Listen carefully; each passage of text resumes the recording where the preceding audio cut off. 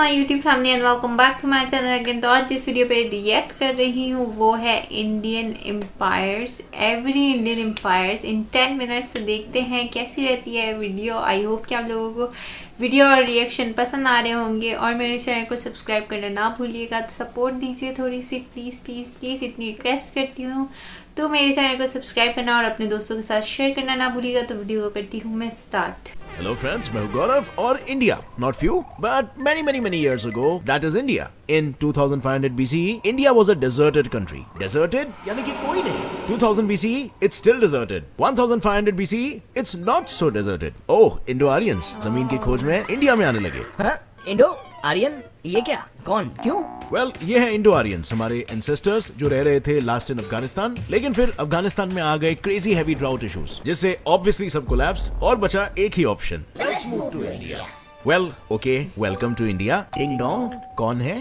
It's time. Time, जो आपको directly 322 BC में ले चलेगा, यानी कि एम्पायर नंबर 1 मौर्यन एम्पायर के राज के समय. बट एक minute, what about Aryans? Well, Aryans ही मौर्यंस थे और मौर्यंस ही आर्यंस थे, क्योंकि मौर्यंस नॉर्थ इंडिया में थे जब आर्यंस नॉर्थ इंडिया में थे. Plus Chanakya the great Mauryan teacher के अर्थशास्त्र भी संस्कृत में लिखे थे. So now Chanakya is equal to Mauryan is equal to Sanskrit is equal to Aryan. Therefore Mauryans is equal to Aryans. अब आर्यन ना मौर्यन एम्पायर क्या था और कैसे आया? डिंग डोंग, अब कौन? It's time again. And now it's 323 BC. 323 BC जब पोरस ने अलेक्जेंडर को मार दिया, तो अलेक्जेंडर मर गए और ऑब्वियसली उनके मौत के साथ साथ उनका पावर और खौफ भी मर गया, जिसका फायदा उठाया चंद्रगुप्त मौर्य ने मौर्यन एम्पायर की स्थापना करके. लेकिन फिर वो भी मर गया, but not before capturing territories of Afghanistan and half of India. That is why he was good. But do you know who was great? Ashoka the Great. But why great? क्योंकि अशोका ने कैप्चर किया this. In short, almost the entire अखंड Bharat. Plus establish किया political unity, plus internal peace, plus expand किया Indian trade in silk, textiles and spices etc. Basically बहुत कुछ किया. So अब if trade होगा तो सामान बिकेगा तो पैसे आएंगे तो लोग रिच होंगे तो वो खुश होंगे, और उनकी खुशी किसकी वजह से आई? Ashoka. So yes, Ashoka was great. King Ashoka the Great. And greatness should be celebrated. इसीलिए लो मिल गया हमें इनसे हमारा नेशनल एम्बलम और Ashoka Chakra. But wait a minute, if he is great तो मौर्यन एम्पायर के डिस्ट्रक्शन की शुरुआत उनके वजह से कैसे हुई? वेल, उन्होंने कलिंगा वॉर में हिस्सा लिया जहां उनकी जीत भी हुई, but at what cost? 100,000 deaths and 150,000 डिपोर्टेशंस. इसका दुख उनसे सहा नहीं गया और उन्होंने वनवास ले लिया, जिनके चलते मौर्यन एम्पायर की जिम्मेदारी बृहद्रथा किंग ने ले ली. बट अफसोस, उन्हीं के सेनापति पुष्यमित्रा शुंगा ने बृहद्रथा को मार दिया और इस तरह शुरू हुआ empire number 2, Shunga empire. But फिर वो भी मर गए. फिर राजा बना वो जिसने उसको मारा और जो खुद मर गया, का बेटा अग्निमित्रा. अग्निमित्रा ने सिर्फ कश्मीर तक ही अपने बॉर्डर्स को एक्सटेंड नहीं किए, बल्कि साथ साथ में उसने मथुरा आर्ट स्टाइल को विदेशों में भी फेमस कर दिया, जिससे ऑफ कोर्स पैसा ही पैसा हो गया. पर उम्र होने के बाद वो भी मर गया और फिर एम्पायर को संभाला जो मर गए उन्हीं के वंश के बेटे देवभूति ने. पर उनकी भी एक वीकनेस थी, औरतें. राजा जी औरतों पे मरते थे.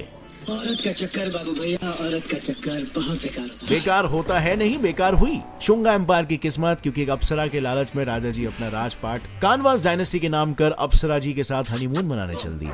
उसके बाद समय का पहिया चलता गया, डायनेस्टीज पे डायनेस्टीज राज करती गई, हिंदुस्तान की रूख बदलती गई और फाइनली 6 डायनेस्टीज डिस्ट्रॉय होने के बाद बारी आई हमारे तीसरे एम्पायर की, द चोला एम्पायर, जिसने भारत में 1500 साल राज किया है and became the longest ruling empire in the history of the world. लेकिन फिर ये चोलाज अपनी टेरिटरीज को कब्जा करने के बाद इंडियन हेरिटेज जैसे कि ये और ये बनाने में व्यस्त हो गए, इतने कि अपने कब्जे किए हुए टेरिटरीज को प्रोटेक्ट करना ही भूल गए और नजर हटी तो दुर्घटना घटी. So yes, Pallava dynasty destroyed Cholas. फिर कुछ साल बीते और उसके बाद कुछ और साल बीते, जिसके साथ भारत में 14 डायनेस्टीज भी बीत गए और हम पहुंच गए 320 AD में हमारे चौथे एम्पायर गुप्ता एम्पायर के कर्ता धर्ता राजा चंद्रगुप्त 1 की शादी में. अब इसके पहले की कहानी मत पूछना, किसी को नहीं मालूम, लेकिन लॉन्ग स्टोरी शॉर्ट, शादी में राजा ने अपनी रानी कुमार देवी के पिताजी वासुरा वर्मा को भी बुलाया, फॉर कन्यादान एंड ऑल, और उन्होंने गिफ्ट में राजा के लिए लाया टड़ा वेस्ट इंडिया के पाटलिपुत्र का अक्खा kingdom. So what does that mean?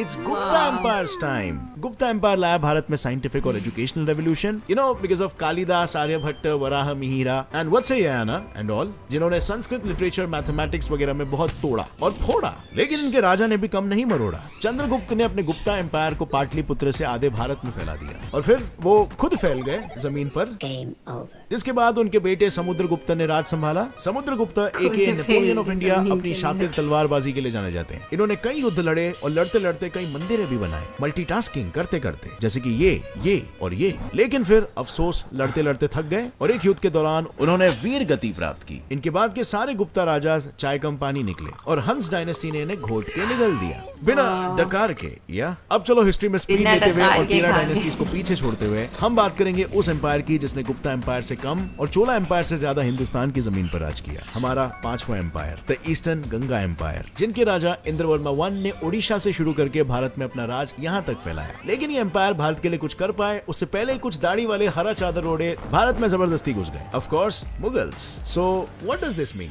It's war time.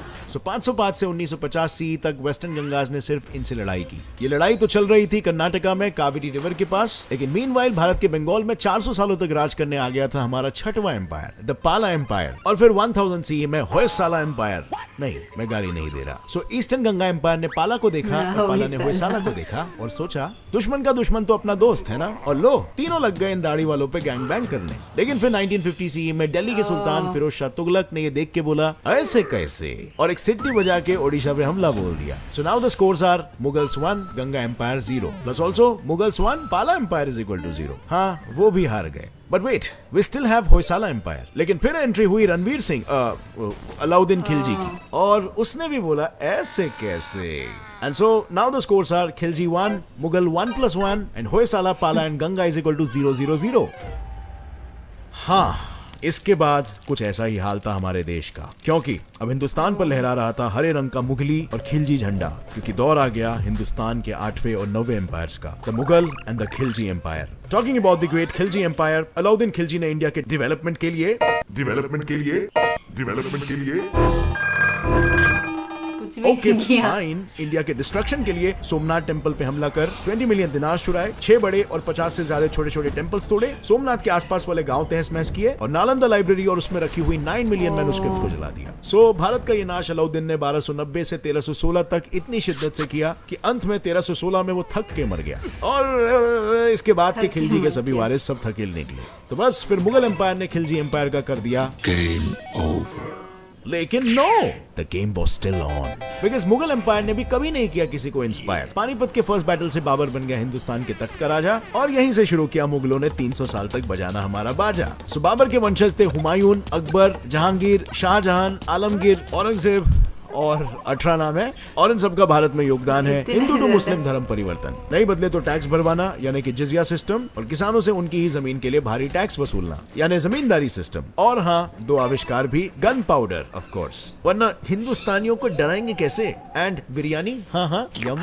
अब हिंदुस्तान में मुगल के 300 सालों के बाद हिंदुस्तान जैसे पूरा हरा हो चुका था, फिर अचानक से आसमान में फिर से केसरी ध्वज लहराने लगा। एंट्री हुई महाराज छत्रपति शिवाजी भोसले, सन ऑफ शाहजी मालोजी भोसले, जिन्होंने ज्यादा कुछ नहीं, बस हमारे हिंदुस्तान के मैप को ऐसे से ऐसा कर दिया और मराठा स्थापित कर दिया empire. 10th empire, the Maratha empire. Meanwhile, Hi morons, we are British from the Great Britain, greater than you, so we want to do business with you. Okay, welcome to India. Meanwhile in Lahore, present day Pakistan, past day Hindustan, war चल रहा है। एक तरफ है 11th empire के पंजाब के शेर महाराजा रंजीत सिंह, जो बाय द वे 17 साल के हैं, और दूसरी तरफ अफगानी सीख कबाब Zaman Shah Durrani, and the winner is 17 साल के महाराजा रंजीत सिंह। सो अब सब खुशी के दिए जला रहे हैं, पटाखे फूट रहे हैं, खुशी का माहौल है, लेकिन फिर अचानक ओ नो, हमसे बिजनेस का हाथ मिलाने आई अंग्रेज हमारा गला घोटना शुरू कर दिए। अब पूरे भारत में इनका नीले रंग का विष चढ़ने लग गया, which means what again? That's right, it's war time. But this time the war is all over Hindustan. And the status is, Punjab में पंजाबी शेर 17 साल के महाराजा रंजीत सिंह ने कई बार अंग्रेजों को धोबी पछाड़ हराया। लेकिन एक मिनट, महाराष्ट्र में मराठा एम्पायर का तीसरा हाथ, पेशवास का आखिरी रूलर पेशवा बाजीराव II, अफसोस ब्रिटिश ईस्ट इंडिया कंपनी से जंग में हार गया। और एक मिनट, पंजाब में भी अब फर्स्ट एंग्लो सिख वॉर में सिख आर्मी हार गई। So that means war is over and suddenly our India, our motherland is completely blue. And so it's the star of the last 12th Indian empire, the British empire. इन अंग्रेजों के भारत में कुछ बहुत ही उम्दा कॉन्ट्रीब्यूशंस थे, जैसे zamindari system, commercialisation of agriculture, economic depression, Jallianwala Bagh massacre, India's partition in world war 2, etcetera etcetera. But चलो थोड़ा सा क्रेडिट दे देते हैं, जैसे कि सीरियसली इन अंग्रेजों के भारत में कुछ कॉन्ट्रीब्यूशंस उम्दा थे, जैसे कि railway system, abolition of caste system in Sati, updating India's education system, establishing democracy, and last but not the least, India को इंडीड इंडिया बनाना। लेकिन इतने में हम में से एक आदमी की सनक गई और उन्होंने बोला ऐसा नहीं चलेगा, अब मैं तब तक अनशन करेगा जब तक ये गोरे यहाँ से कट नहीं लेते। और फिर आए और एक आदमी जिनकी इनसे भी ज्यादा सनक गई और उन्होंने बोला अब यहाँ से जाते हो कि मैं मारू खींच के। एंड कांग्रेचुलेशंस, 15 अगस्त 1947 से लेकर आज तक हम, हमारा देश और हमारे देश के सभी देशवासी खुली हवा में सांस ले रहे हैं। खुली हवा में। Well, at least March 24, मतलब 2020 इतने अच्छे से समझाया कि आई थिंक जो स्कूल और कॉलेजेस में टीचर्स अगर इस टाइप से पढ़ाए ना तो बच्चे इंजॉय करेंगे, ना कि बोर होंगे। और ऐसी स्टडी होनी चाहिए जहाँ पे बच्चे इंजॉय भी कर सके और समझ भी सके। हमारे यहाँ तो टीचर लेक्चर देते देते खुद ही बासी ले रहा होता है कि बस लेक्चर ख़त्म हो, एंड हो। और आई थिंक इस तरह से कोई हिस्ट्री पढ़ाए और समझाए तो समझ में भी आए और बच्चा इंजॉय भी करे। और काफ़ी अच्छी लगी मुझे इनका समझाने का तरीका। और जो है इतने एम्पायर्स आए गए, जंगें हुई, लड़ाइयाँ हुई, डेथ्स हुई, और इसके बाद फाइनली आप अपने देश में बैठे हुए और हम भी अपनी कंट्री में बैठे हुए, क्योंकि पहले तो एक ही था, अब अलग अलग हैं। तो आई होप कि आप लोगों को वीडियो पसंद आई होगी। मुझे तो बहुत ज़्यादा पसंद आई और काफ़ी समझने की, एजुकेशनल भी थी। तो मेरे चैनल को सब्सक्राइब करना ना भूलिएगा, सब्सक्राइब ज़रूर कीजिएगा। अपने फैमिली मेम्बर्स, फ्रेंड्स के साथ शेयर भी कीजिए मेरे चैनल को, ताकि वो लोग भी मेरे चैनल को सब्सक्राइब करें। तब तक के लिए अल्लाह हाफिज़।